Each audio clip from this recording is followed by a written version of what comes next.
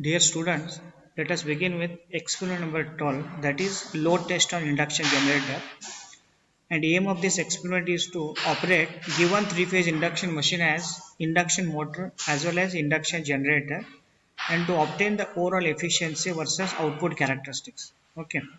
Then major equipments which are required to conduct this experiment are voltmeter 0 to 600 volt, then for reading DC side voltage voltmeter 0 to 300 volt, then ammeter 0 to 10 amps, wattmeter to measure three phase power, then induction motor. The rating of induction motor is 5 HP, 415 volt, 7.6 amps, 1500 RPM. Then DC shunt generator of rating 3.5 kilowatt, 220 volt, 13 amps, 1500 RPM. Then to start the induction motor, DOL starter is required. Then to measure speed, tachometer is used. Then here, if an induction motor whose stator windings are connected to three-phase line, if they are driven by some prime mover at speed higher than synchronous speed, then that induction motor acts as generator and it converts the mechanical energy it receives from the prime mover into electrical energy, and this electrical energy is supplied to the mains. Such a machine is called an induction generator or asynchronous generator, and when speed of the induction motor exceeds the synchronous speed, the slip becomes negative. Therefore, the relative motion between the rotor conductors and the rotating flux is reversed, and as a result, the direction of rotor EMF and rotor currents will be reversed.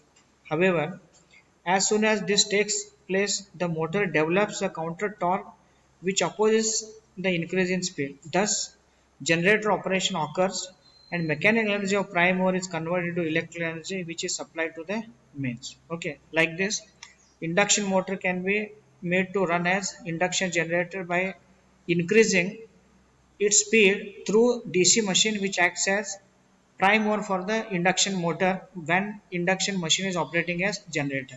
Okay, then let us see circuit diagram. Here in this circuit diagram two machines are used. This is squirrel cage induction motor and this is DC shunt generator. And to run this squirrel cage induction motor, three phase induction motor, as rating of motor is up to 5 HP, machine can be started with direct online starter. Hence, starter is required. And to measure three phase power, we use two wattmeters, W1 and W2. And to know what is input voltage given to the stator of induction motor, we use one voltmeter of rating 0 to 600 volt, then ammeter.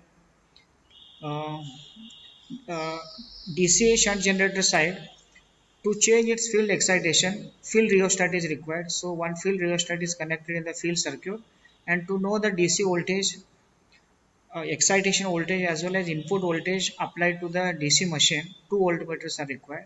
Okay, and depending upon speed of induction motor is to be adjusted.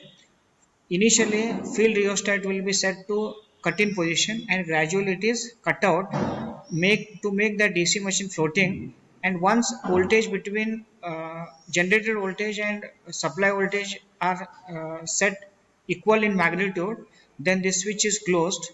Whatever output of generator is there, that will load the induction motor, and because of speed more than synchronous speed or rated speed of induction motor, machine acts as generator.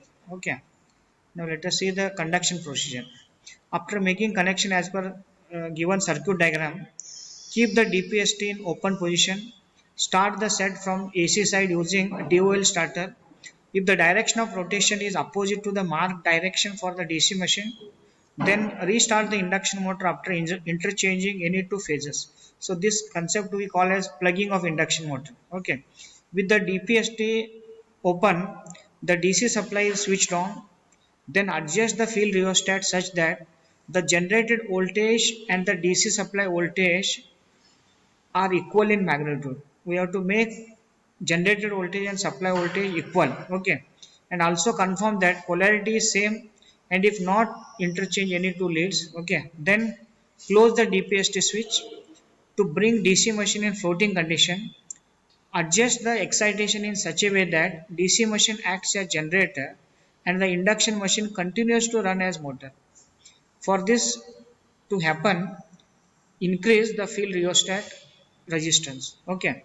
Then for different values of load current, note down the readings of all the meters. Then bring the field rheostat again to the floating condition and continue to decrease the excitation to make the DC machine running as motor and the induction machine as generator. Okay. Then all meter readings are noted for different values of load current. Right. Then here this tabulation shows when induction motor is operating as generator, in generating action of that induction machine, different readings are taken at different load conditions like IAC, VAC for input side, then watt meter readings W1, W2. Output is output power is sum of W1 plus W2, and depending upon polarity of that watt meter. Sometime W1 reads negative.